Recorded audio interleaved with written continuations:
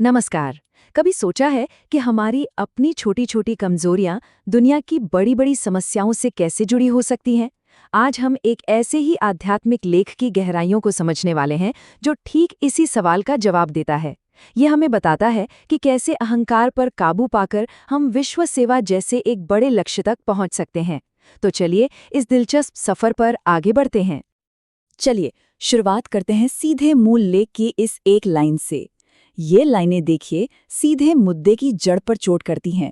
नाजुक अहंकार। यहाँ हमारी इमोशनल कमजोरी को हमारी पहचान से जुड़ी एक बहुत गहरी भूल से जुड़ा जा रहा है। ये एक ऐसा आइडिया है जो हमारे आज के पूरे विश्लेषण की नींव रखता है। तो ये नाजुक अहंकार असल में हमारी रोजमर्रा की जिंदगी में दिखता कैसा है? हमारा पहला सेक्शन इसी पहेली को सुलझाएगा। हम उन खास आदतों और व्यवहारों को देखेंगे जिन्हें ये लेख एक फ्लॉड कॉन्शियसनेस यानी एक दोषपूर्ण चेतना के लक्षण बताता है। और दिलचस्प बात यह है कि लेख इन आदतों को सिर्फ पर्सनल कमियों की तरह नहीं देखता, बल्कि इन्हें सेवा में कमजोरी का सीधा कारण माना जाता है। दूसरों में कमी निकालना, किसी के साथ काम करने से मना कर देना या हर बात की शिकायत करना, ये सब सिर्फ हमारी अपनी तरक्की को ही नहीं बल्कि एक बड़े सामूहिक लक्ष्य को भी रोकते हैं। और ये जो कांटों और फूलों की मिसाल है ना, ये बहुत गहरी है। ये हमें याद दिलाती है कि अहंकार से निकले कड़वे शब्द सिर्फ हवा में गुम नहीं हो जाते, वो दूसरों को चुभते हैं और एक अच्छा माहौल बनाने की जगह टकराव पैदा करते हैं। ये इस लेख का एक बहुत ज़रूरी पॉइंट है। तो फिर इन सारे लक्षणों की इनकी जड़ क्या है? लेख इसका एक बहुत साफ डायग्नोसिस देता है। ये मामला है अपनी ही गलत पहचान का। चलिए देखते हैं कि इसका असली मतलब क्या है। तो इस लेख के हिसाब से सारी प्रॉब्लम की जड़ है देह अभिमान या कह लें बॉडी कॉन्शियसनेस।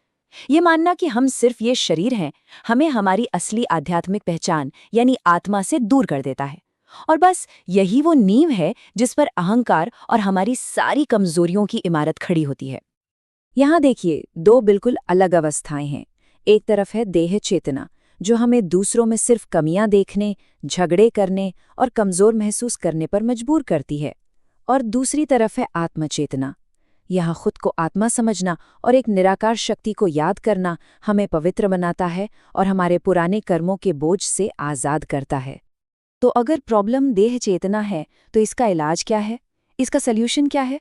ये सेक्शन उसी प्रैक्टिकल नुस्खे पर फोकस करता है जो लेख हमें इस चेतना को बदलने और खुद को पवित्र बनाने के लिए देता है।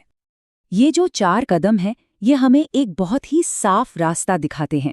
ये सिर्फ कोई थ्योरी नहीं है, बल्कि एक एक्टिव प्रैक्टिस है जिसे हम अपनी जिंदगी में अपना सकते हैं।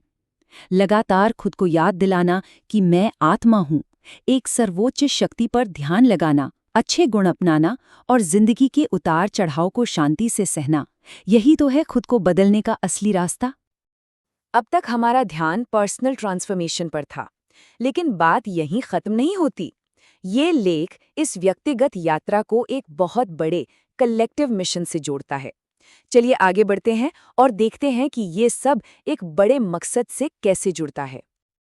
आध्यात्मिक सेना का ये कॉन्सेप्ट काफी दिलचस्प है ना? ये हमें डिसिप्लिन, ड्यूटी और एक कॉमन मिशन की याद दिलाता है। तो इस लेख के हिसाब से एक आध्यात्मिक सैनिक होने का असल में मतलब क्या है? इस पर लेख बहुत साफ निर्देश देता है। यहाँ अनुशासन ही सब कुछ है। लेख इसकी सीधी तुलना एक सरकारी सेना से करता है, जहाँ ऑर्डर्स पर सवाल नहीं उठाए जाते, उन्हें तुरंत माना जाता है। मतलब ये मैं नहीं कर सकता या वहाँ जाना मुश्किल है, ऐसे बहानों की कोई जगह नहीं है। मिशन की ज़रूरतें हमारी अपनी सहूलियत से कहीं ऊपर हैं। पर यह मिशन आखिर है क्या? ये सिर्फ खुद को सुधारने के बारे में नहीं है। इसका जो स्कोप है वो बहुत बड़ा है, कॉस्मिक है। पूरी दुनिया को एक अंधकार के युग से निकालकर एक प्रकाश के युग में ले जाना। ये स्लाइड हमें समय के बारे में लेख के साइक्लिकल नजरिए को बड़े अच्छे से दिखाती है।